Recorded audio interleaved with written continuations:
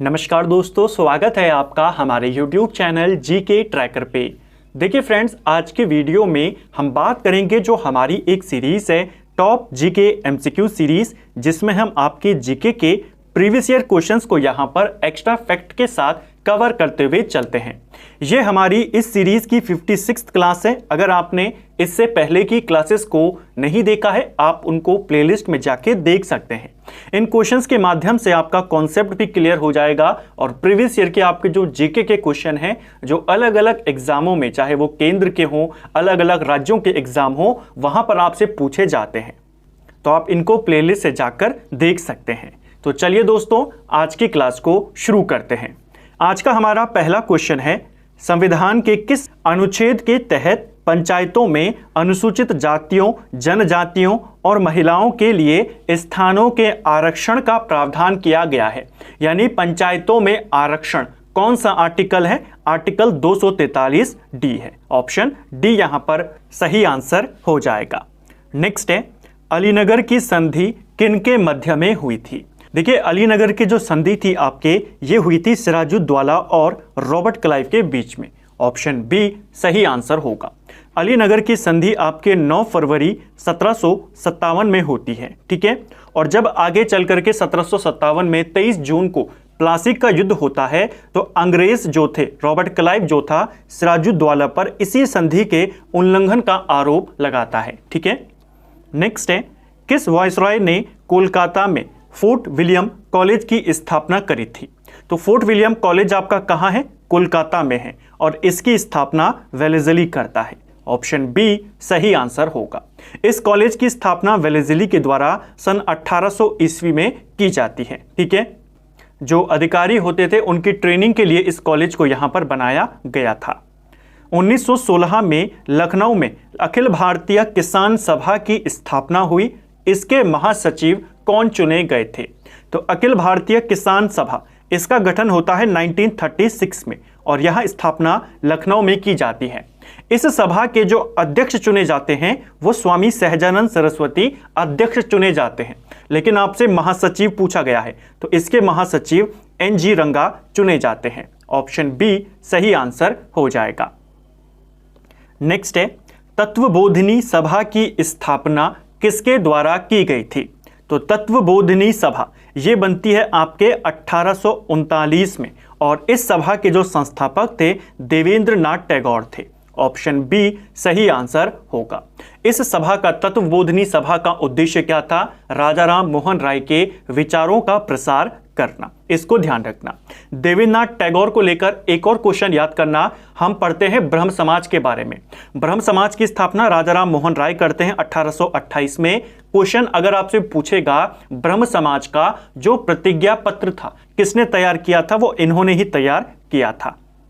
Next है, मंगल पांडे निम्न में से किस इन्फेंट्री के सिपाही थे?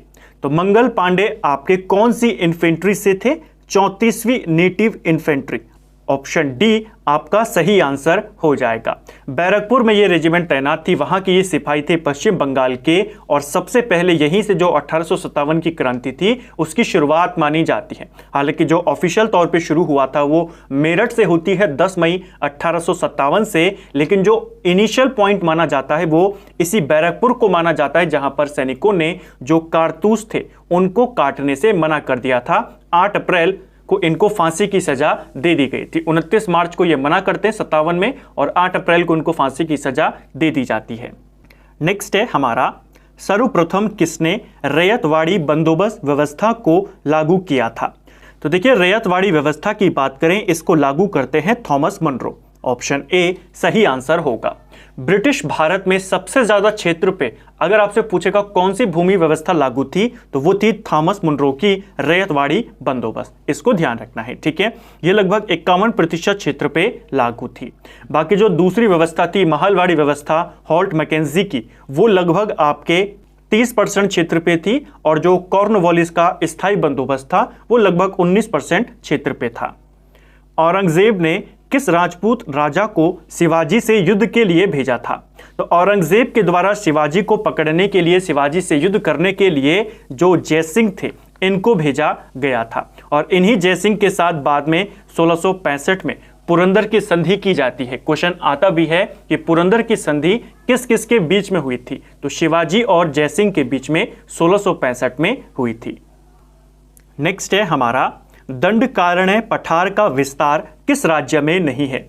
तो दंडकारण्य पठार की बात करते हैं, इसका विस्तार छत्तीसगढ़ में है, उड़ीसा में है, महाराष्ट्र में, आंध्र में, तेलंगाना में इसका विस्तार है। तो उड़ीसा में है, छत्तीसगढ़ में, आंध्र में, इसके साथ साथ महाराष्ट्र और तेलंगाना यहां पर इसका विस्तार है। झारखंड में इसका विस्तार नहीं है। Option B.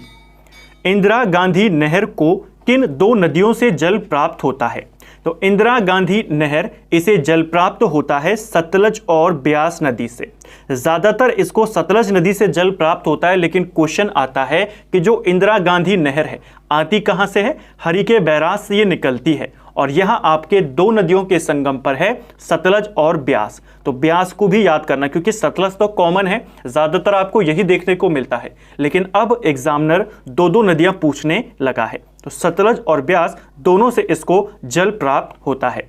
इंदिरा गांधी नहर की अगर हम बात करें, इसका निर्माण 1927 में शुरू हुआ था। ठीक है, जो इसका पुनर्उद्घाटन किया गया वो 1958 में किया गया और 1984 में इस नहर को इंदिरा गांधी का नाम दिया गया। ठीक है, नेक्स्ट है सह्याद्री के नाम से किसे जाना जाता है। तो सह्याद्री कहा जाता है पश्चिमी घाट को। ऑप्शन बी सही आंसर होगा। निम्नलिखित में से कौन सा वक्र कर दर और कर राजस्व के बीच के संबंध को दर्शाता है। तो कर दर यानी टैक्स रेट और कर राजस्व यानी टैक्स रेवेन्यू। तो टैक्स रेट और टैक्स रेवेन्यू के बीच का जो संबंध है वो लाफर कर्व के द्वारा दर्शाया जाता है। ऑप्शन ए सही आंसर है। नगोया प्रोटोकॉल कब से प्रभावी हुआ था। तो जो आपके विभिन्न प्रोटोकॉल पूछे जाते रहते हैं कौन कब लागू हुआ था, उन्हीं में से एक है नगोया प्रोटोकॉल। ये आपका प्रोटोकॉल बना था सन 2010 में, लेकिन हमसे प्रभावी पूछा है, ये लागू 2014 से हुआ था। ऑप्शन बी सही आंसर होगा। ठीक है, जो आपके संसाधन हैं और जो जैविक विविधता है उनके जो लाभ हैं वो न्याय संगत तरीके से सब में बराबर बटे, उनका बंटवारा प्रॉपर तरीके से हो, उसके लिए एक प्रोटोकॉल आया था जिसे हम कहते हैं नगोया प्रोटोकॉल। 2010 में बना था, लागू 2014 से हुआ। चित्रकूट जलप्रपात को भारत का नियाग्रा जलप्रपात की संज्ञा दी जाती है, यह किस नदी पर है। तो चित्रकूट जलप्रपात को भारत का नियाग्रा जलप्रपात कहते हैं और यह स्थित है आपके छत्तीसगढ़ में। और कौन सी नदी पर बना है, इंद्रावती नदी के ऊपर बना हुआ है। दक्षिण भारत की सर्वोच्च शिखर अनाईमुदी की ऊंचाई कितनी है। तो देखिए दक्षिण भारत का सर्वोच्च शिखर कौन है, अनाईमुदी है और इसकी ऊंचाई 2696 मीटर है। कुछ जगहों पर 2695 मीटर भी दिया गया है, तो दोनों आसपास हैं, इतना लगभग आपने इसको ध्यान रखना है। ठीक है, 2696 मीटर। यह आपके किस पहाड़ी पर स्थित है अनाईमुदी की चोटी। यह आपके अन्नामलाई की पहाड़ी है और उसी पर स्थित है ये चोटी। यह चोटी आपके केरल में पड़ती है। ये तो दक्षिण भारत की सर्वोच्च है। दूसरा क्वेश्चन आता है कि दक्षिण भारत की दूसरी सबसे ऊंची चोटी कौन है। तो वो है आपका डोडा बेटा। और डोडा बेटा की अगर हम ऊंचाई की बात करें 2637 मीटर इसकी ऊंचाई है और ये नीलगिरी में स्थित है। ठीक है, नीलगिरी का सर्वोच्च शिखर है। राष्ट्रीय खाद्य सुरक्षा अधिनियम किस वर्ष लागू हुआ था।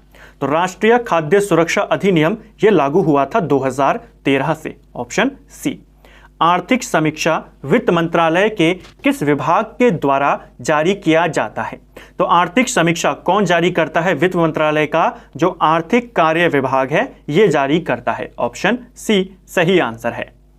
समावेशी विकास सूचकांक निम्नलिखित में से किसके द्वारा जारी किया जाता है। तो समावेशी विकास सूचकांक को जो आपका वर्ल्ड इकोनॉमिक फोरम है, विश्व आर्थिक मंच, इसके द्वारा जारी किया जाता है। ठीक है, जो समावेशी विकास सूचकांक है।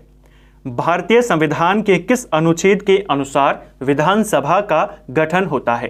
तो विधानसभा का गठन, विधानसभा की संरचना किसमें बताई गई है, आर्टिकल 170 में बताई गई है। ऑप्शन सी सही उत्तर यहां पे हो जाएगा। नेक्स्ट है, यदि कोई विधायक लोकसभा के चुनाव में जीतता है तो कितने दिन की अवधि के अंदर उसे अपनी विधानसभा की सीट रिक्त करनी होगी, अन्यथा उसकी लोकसभा की सीट समाप्त हो जाएगी। मान लीजिए कोई व्यक्ति है जो पहले से लोकसभा का सदस्य है, वो विधानसभा का चुनाव लड़ा और वहां पर भी जीत गया, तो अगले 14 दिन के अंदर अंदर उसे दोनों में से किसी एक पद से इस्तीफा देना होता है। अगर नहीं देगा तो जो वो लेटेस्ट बना है उसकी सदस्यता चली जाएगी। तो कितने दिन का समय मिलता है? 14 दिन का समय मिलता है। ठीक है, नेक्स्ट है, भारतीय संविधान में संसद के दोनों सदनों की संयुक्त बैठक का प्रावधान किस देश से प्रेरित है? तो किस देश के संविधान से हमने संयुक्त बैठक का प्रावधान लिया है? किस देश से हमने क्या लिया है? बहुत बार ये क्वेश्चन आता है संविधान के स्रोतों को लेकर के। काफी इंपॉर्टेंट पॉइंट है संयुक्त बैठक का। तो संयुक्त बैठक हमने ऑस्ट्रेलिया के संविधान से ली है। ऑप्शन सी सही आंसर होगा। नेक्स्ट है, भारतीय व्यापार में ईस्ट इंडिया कंपनी का एकाधिकार समाप्त हो गया। तो किसके माध्यम से ईस्ट इंडिया कंपनी का एकाधिकार समाप्त हुआ था? 1813 के एक्ट के माध्यम से। और अगर यहां पर एक शब्द जोड़ देता कि पूर्णतः एकाधिकार कब खत्म हुआ, तब इसका आंसर 33 होता। सिर्फ एकाधिकार पूछा है तो आप 13 को टिक करेंगे, क्योंकि 1813 के अधिनियम के तहत कंपनी के जो सारे एकाधिकार थे वो खत्म कर दिए। सिर्फ चाइना के साथ व्यापार और चाय का व्यापार, उसमें कंपनी को एकाधिकार प्राप्त था, जिसे 33 में जाकर खत्म कर दिया था। नेक्स्ट है, किसने भारत के विभाजन के विकल्प में माउंटबेटन को सुझाव दिया कि जिन्ना को सरकार बनाने के लिए आमंत्रित करें? तो माउंटबेटन को जिन्ना को आमंत्रित करने का सुझाव किसने दिया था सरकार बनाने के लिए? महात्मा गांधी ने दिया था। ऑप्शन बी सही आंसर होगा। महात्मा गांधी ने माउंटबेटन से कहा कि पहले आप जिन्ना को बुलाएं सरकार बनाने के लिए, अगर वो नहीं बनाता है तो फिर आप नेहरू को बुलाएं, देश का बंटवारा ना करें। तो ऑप्शन बी सही आंसर होगा। बटलर कमेटी 1927 का उद्देश्य क्या था?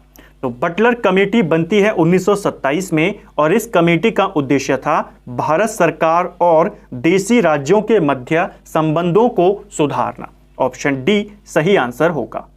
नेक्स्ट है, 1923 में गठित स्वराज पार्टी के पहले महासचिव कौन थे? अब देखिए यहां पर महासचिव पूछा है, अध्यक्ष नहीं पूछा है। हम जानते हैं जो स्वराज पार्टी थी 1923 में बनती है, इलाहाबाद में इस पार्टी का गठन होता है और दो व्यक्ति थे जो इसकी स्थापना करते हैं। एक थे मोतीलाल नेहरू और दूसरे थे चित्तरंजन दास। इनमें से एक अध्यक्ष बनता है, एक महासचिव बनता है। जो अध्यक्ष बनते हैं वे थे CR दास। स्वराज पार्टी के अध्यक्ष कौन थे? CR दास। और इसके महासचिव बनते हैं मोतीलाल नेहरू। तो हमारा आंसर क्या हो जाएगा? ऑप्शन ए सही आंसर यहां पे हो जाएगा। स्थापना भी पूछी जाती है, वर्ष और लोकेशन भी, तो इलाहाबाद आपने याद रखना है। ठीक है, ये क्वेश्चन भी कई बार आपसे रिपीट हुआ है। तो फ्रेंड्स, ये था हमारी सीरीज है टॉप जीके MCQ सीरीज और इसका हमने आज 56वीं क्लास यहाँ पर कवर करी। उम्मीद करता हूँ वीडियो आपको पसंद आया होगा। हमेशा की तरह आपको क्वेश्चन अच्छे लगे होंगे और एक्स्ट्रा फैक्ट के माध्यम से आपका रिवीजन भी यहाँ पर हुआ होगा। अगर आपको ये वीडियो पसंद आई है तो वीडियो को लाइक करें। अगर आप चैनल पर पहली बार आए हैं, चैनल को सब्सक्राइब करें, अपने दोस्तों के साथ शेयर करें। वीडियो कैसा लगा कमेंट बॉक्स में हमें ज़रूर बताएं। साथ में आपके अगले 2 दिन में करंट अफेयर्स के 2 क्लासेस आएंगी। एक में हम प्रतियोगिता दर्पण के जो आपके इंपॉर्टेंट समसामयिकी के MCQs हैं उनको कवर कर जाएंगे और एग्जाम से 1 दिन पहले उत्तराखंड करंट अफेयर का आपका एक इंपॉर्टेंट वीडियो यहाँ पर आएगा। उम्मीद करता हूं आपको हमारे चैनल के सभी वीडियो से मदद मिल रही होगी। Thank you friends.